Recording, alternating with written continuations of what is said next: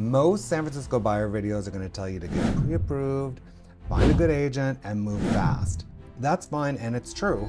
What actually gets buyers burned is a lot more subtle. And here's the thing, almost everything they think they know about buying a home does not apply here. So before you tour a single property, here are 11 mistakes I see San Francisco buyers make and what you need to do instead.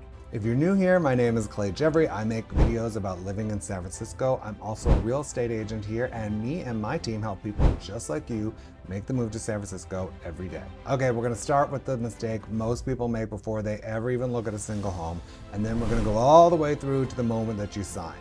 And I'll tell you right now, the last one, that's the most costly.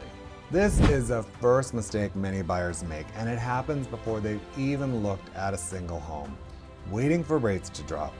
Waiting for prices to soften, waiting for the next correction, the next election, the next tech downturn. It feels like smart, patient behavior. And I'm gonna tell you, it usually is not.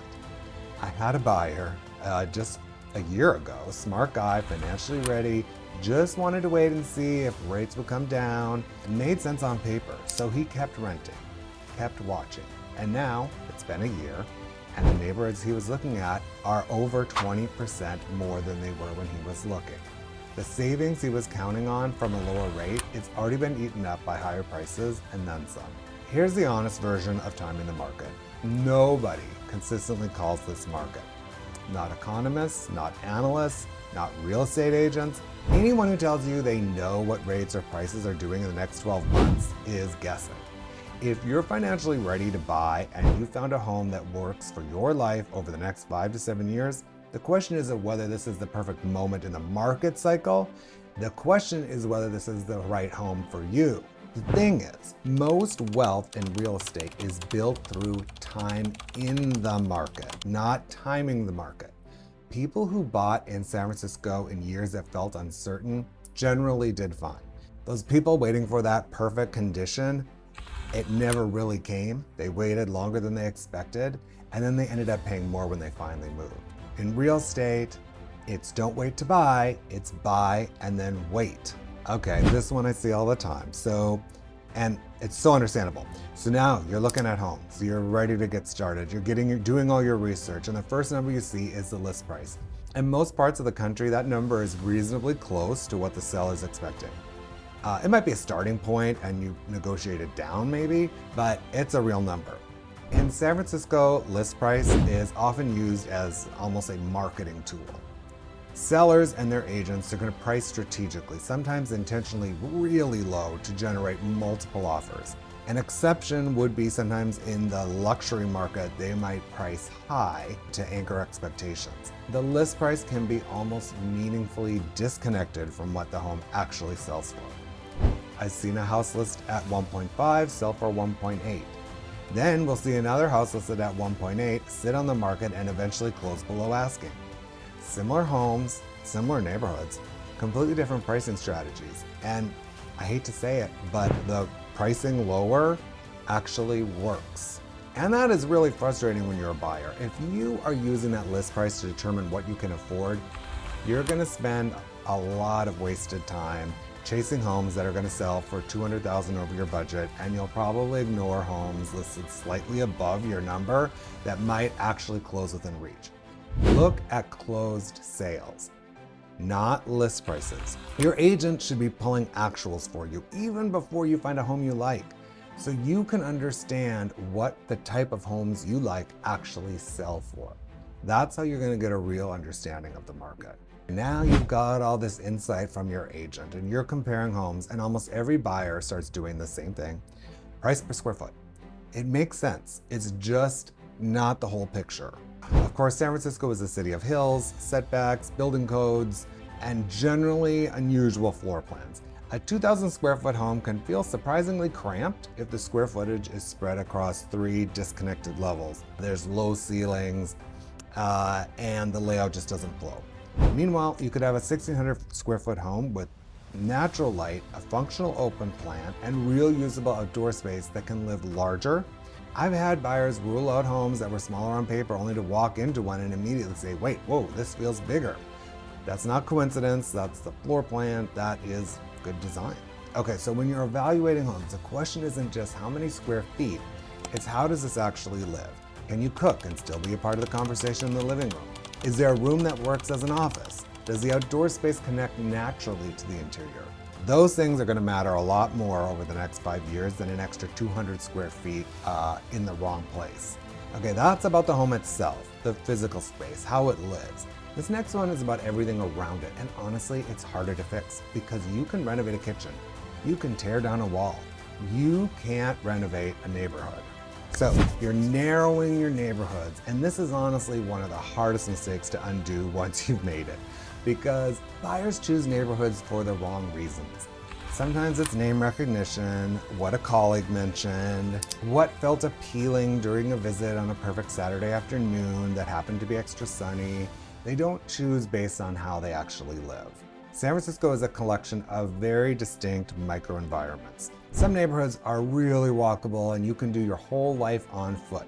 Others require a car for almost every errand.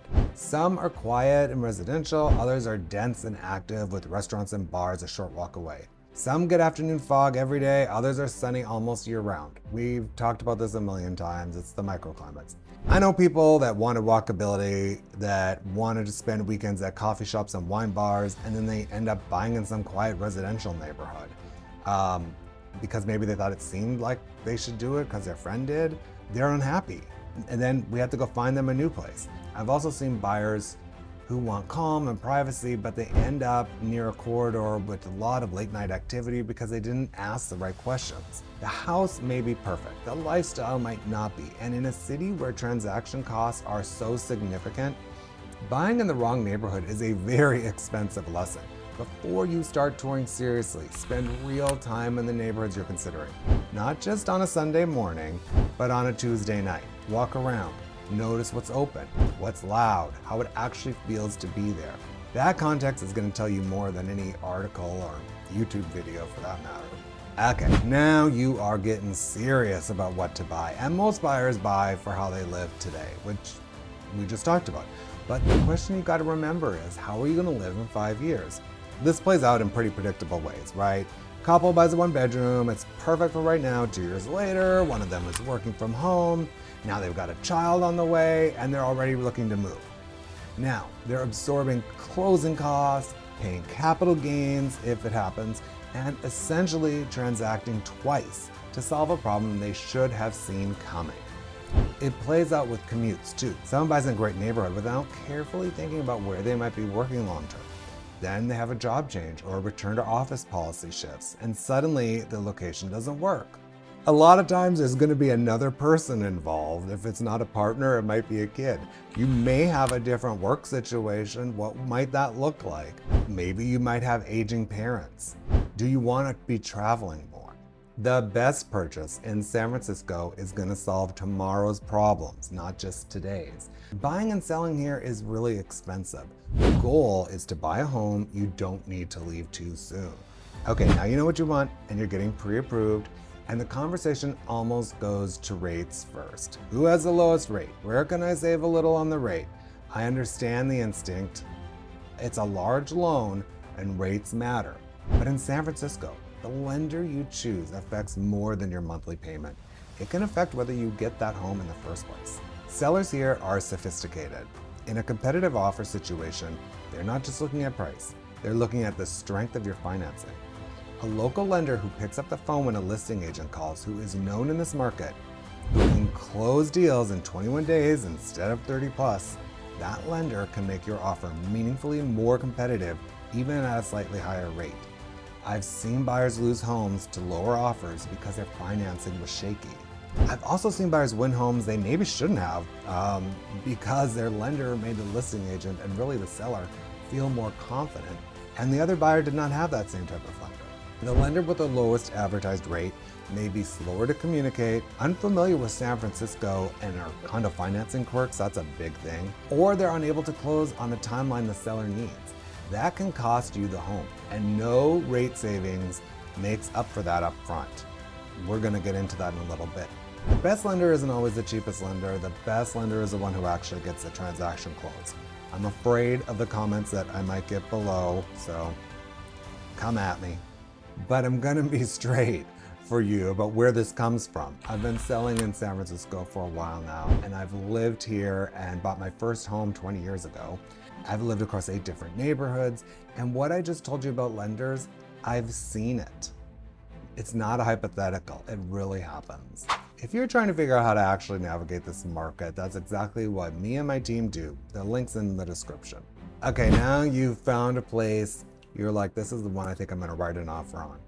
And this is where I see buyers stop behaving like investors or even good consumers, to be honest. In San Francisco, every home sale comes with a disclosure package, and it can be substantial, hundreds of pages. We've got inspection reports, pest inspection reports, permit histories, HOA financials if it's a condo or a TAC, seller disclosures, and all kinds of documentation, lists of anything that could be wrong with the property. And so many buyers do not read it carefully. And I cannot stress this enough. And I know it, I've seen it. I've seen buyers. I know they're researching their new laptop more than they're spending time on a disclosure package for a $2 million home. That's not an exaggeration. I know it's happening. The disclosure package tells the real story of the house. It's where you find out about the roof, when it was repaired, the neighbor dispute that's been ongoing, the HOA that's underfunded, or the work that was done without permits. All of that information is there, but only if you read it. If you're working with a good agent, they'll walk you through it and flag what matters. But you need to read it yourself too. Don't just skim it. And here's where it gets more specific, because buried inside a lot of those disclosure packages is something buyers miss entirely. And when they miss it, it can become their problem the day after closing. Not all square footage is legal square footage, and not everything that looks finished is done with a permit.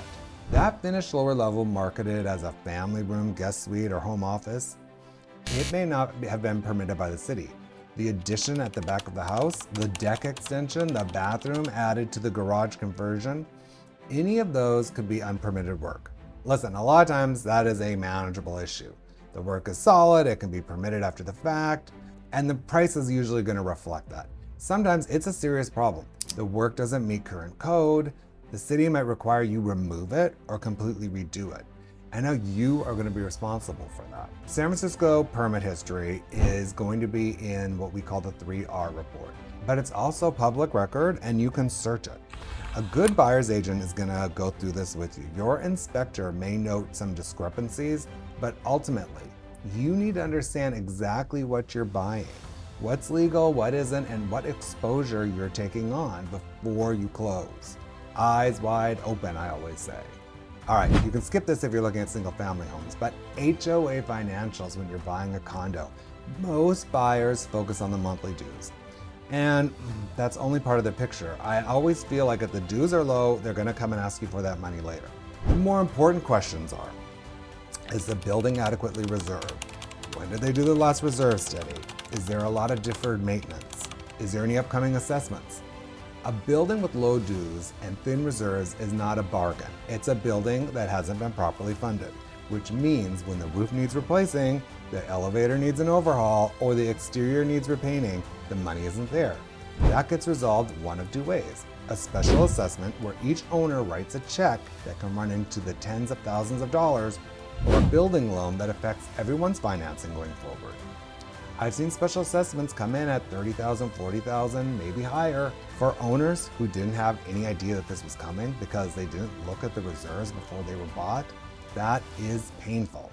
A building with higher dues that's well reserved and well managed is genuinely a better financial situation, even if it costs more every month.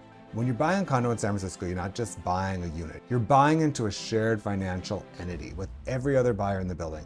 It's worth treating it like an investment. Every home has issues, especially homes in San Francisco where a large percentage of the housing stock is 80, 100, or 120 years old. An inspection report on a Victorian and Edwardian home is going to be long. Deferred maintenance, aging systems, moisture in the crawl space, roof wear, that's just normal. These are old homes, especially if you're buying one that's been in a family for a while. I've seen buyers walk away from excellent homes because an inspector flagged issues that were normal for a property of that era. They were expecting a report that looked like new construction. That's not what you're going to get in San Francisco. The goal of an inspection is not to find a perfect house.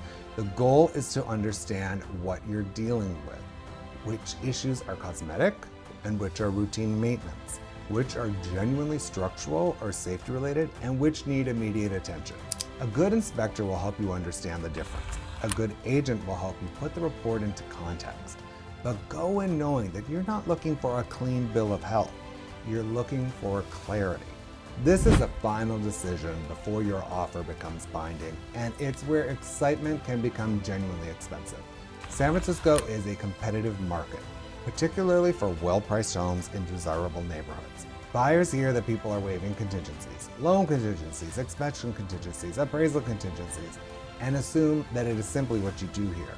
You remove everything, show you're serious, and win. Contingencies exist for a reason. They are contractually defined exit points that protect you if something goes wrong. A loan contingency means if your financing falls through, you can exit without losing your deposit. An inspection contingency means that if something serious surfaces, you have a mechanism to negotiate or walk away. When you waive those without understanding what you're giving up, you are taking on real financial exposure. If your loan doesn't close and you have no contingency, you may well forfeit your deposit. If after you close, you find out something serious because you didn't do your own inspection, and you probably will, something always goes wrong in a house, that becomes your problem. Now, that doesn't mean you need to insist on having contingencies in every situation. Sometimes removing them is the right move and the risk is manageable. But everyone is doing it is not the reason. You should understand exactly what each contingency protects, exactly what you're giving up when you remove it, and what you're going to do in advance of writing the offer to protect yourself. You also need to know your worst case scenario and what it looks like. Competitive doesn't mean reckless. The strongest buyers understand the risk before they take it. It's almost never the obvious stuff that costs people. It's the things they didn't know to look for. If you want to go deeper on neighborhoods, which ones actually fit your budget, your lifestyle, your commute, I put together a full playlist right here. That's the next place that I think you should go. If you're buying in San Francisco, you're trying to understand all these moving parts, grab the free neighborhood guide in the description. And if you want to talk strategy, reach out. We do this every day. Hey, subscribe if you want to hear more of this, and I will see you in the next one. Thanks for watching.